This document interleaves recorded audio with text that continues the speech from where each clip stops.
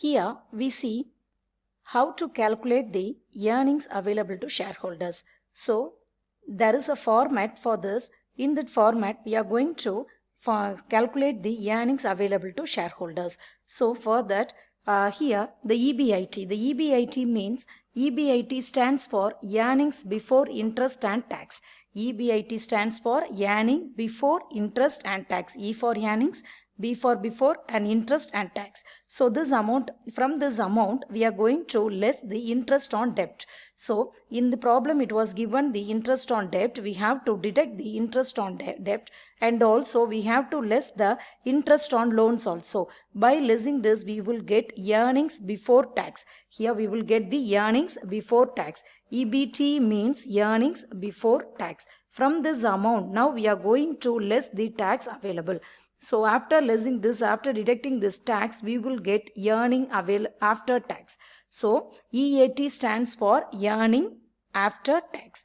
From this amount, now we are going to less the preference dividend. If suppose the preference dividend is not given in the problem, we can directly skip to the next step, that the entire profit will be shared only with the equity shareholders. If the preference dividend is given, is available to, means we have to less the preference dividend. After that we can calculate the earnings available to shareholders. So here after earnings after tax we are going to less our preference dividend, and then we will get the profit available to equity shareholders.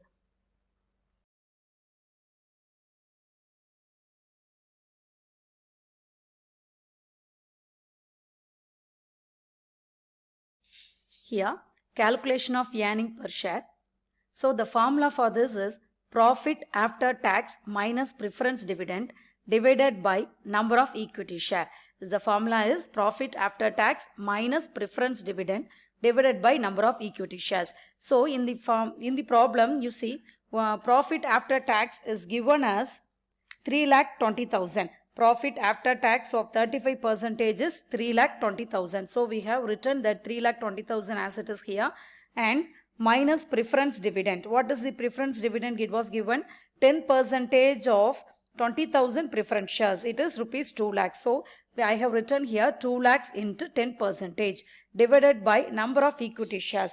See here in the question it was given that the number of equity shares is equity capital. Rupees 10 shares is 7 lakh. So I have written 7 lakh divided by 10.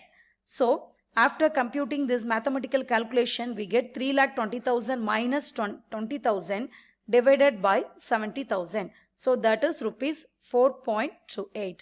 So now we are going to calculate the price earning ratio.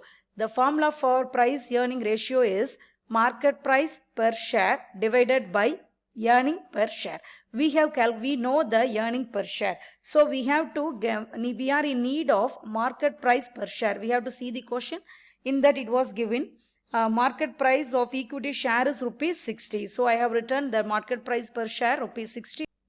Market price per share is rupees 60, and we have calculated the earning per share is 4.28. By calculating this we will get 14.02.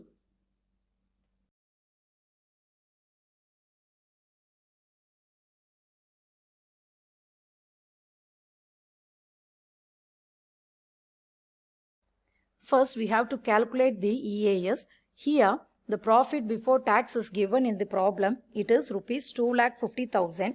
It was given that profit before tax at 40% is 2,50,000. So, I am going to write the profit before tax 2,50,000, and then with this amount I am going to less tax at 40%. It is 1 lakh. I have calculated the 40% tax from 2,50,000. It is 1 lakh. We get the answer. PAT means profit after tax. The 1,50,000 is profit after tax. Now with this amount we are going to less preference dividends. We have to see the question. In that it was given that 10% of preference shares rupees 80,000. So less preference dividend 80,000 into 10 by 100.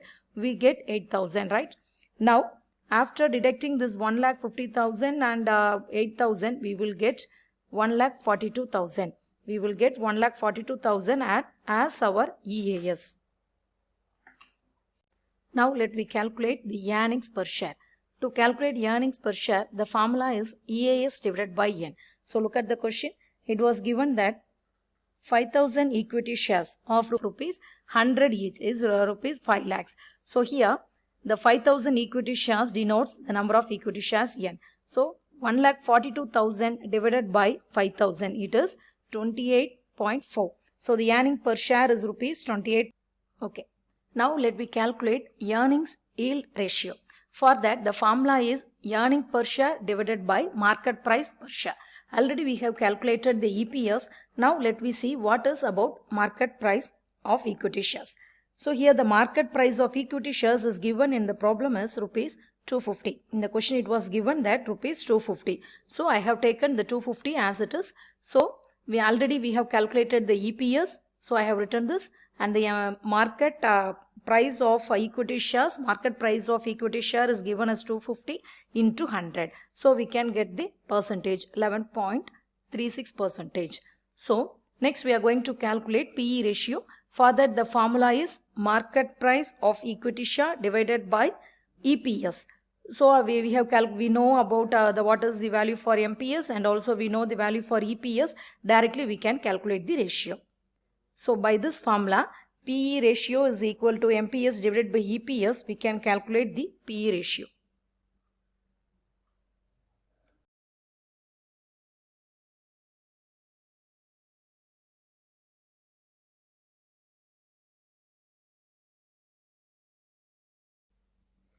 Now, in this problem, we are going to take a financial decision based on the market price.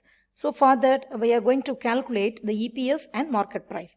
In this problem, it was given that 10,000 equity shares, and from each is going to be conversion of 500 and 14% of bonds of rupees 1,000 each into equity shares. And each bond is convertible into 8 shares. And also it was given that the price earning ratio before and after conversion is expected to be 20 and 22. And the current EBIT is rupees 2 lakhs, and the corporate tax rate is 40%. So we are going to say whether it is advisable to convert it to bonds. So now we need EBIT. Here in this problem it was given EBIT is rupees 2 lakhs. EBIT is rupees 2 lakhs. So here EBIT 2 lakh. For before conversion also 2 lakhs only, and also for after conversion also 2 lakhs. We have entered both the amount. We have drawn 3 columns. One is for particulars and another one is for before conversion, and the third one is for after conversion. We have recorded our EBIT value. Now we are going to less the interest. See, in the problem it was given the 14% of bonds of rupees 1,000 each into equity shares. For that now we are going to calculate the interest. It is 500 into 1,000 into 14%. So we get 70,000. This is only for before conversion only. There is no need to write in the after conversion. So just we are going to less 2 lakh. Now less the 70,000 from the 2 lakh. It is 1,30,000. The value is named as profit before tax. So yet now we didn't deduct any tax. So we named it as profit before tax. So the value is 1,30,000 for before conversion and 2 lakh for after conversion. Now let me less our tax. It was given in the problem that is corporate tax is 40%. So for both before conversion also it is for 40%, and for after conversion also 40%. So we are going to calculate tax 40%. Calculate 40% in 1,30,000. It is 52,000, and 40% in 2 lakhs it is 80,000. So by calculating the tax 40%, we get 52,000 and 80,000. So from profit before tax, after deducting this the tax amount, we will get the EAS. It is 78,000 and 1,20,000. We have calculated EAS. It is 78,000 and 1,20,000. Now we have to calculate EPS. For the formula is EAS divided by N. So we know 78,000 and also 10,000 it was given in the problem, and here 14,000. For after conversion we get 14,000. How we get means 10,000 plus we are going to add 4,000. This 4,000 is for the conversion of bonds. Number of bonds before conversion is 10,000, and issue of new shares for conversion is 500 into 8. It is 4000. It was given in the problem. Issue of new shares for conversion is 500 into 8 is 4000. By adding these two, we get 14,000. So this 14,000 is for after conversion. So here before conversion n is 10,000, and for after conversion n equal to 14,000. So now I am going to calculate this. We will get 7.80 and 8.57.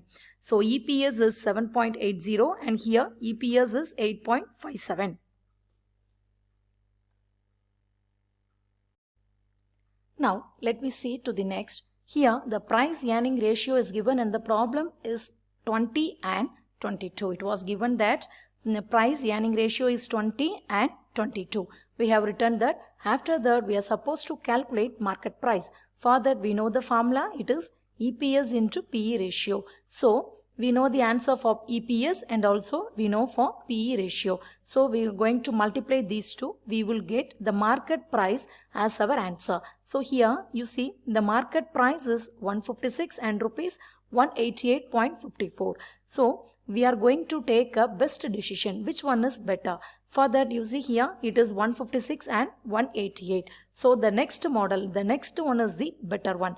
So if we a conversion of bonds into shares give an increase in the market price. So we can say by comparing these two values, we can say by comparing these two prices, we can say that after conversion is the best method. After conversion is the best choice for us. So conversion of bond into shares gives an increase in the market price. Therefore, it is advisable to convert the bonds into shares. So we can choose the conversion of bond into shares as our best decision.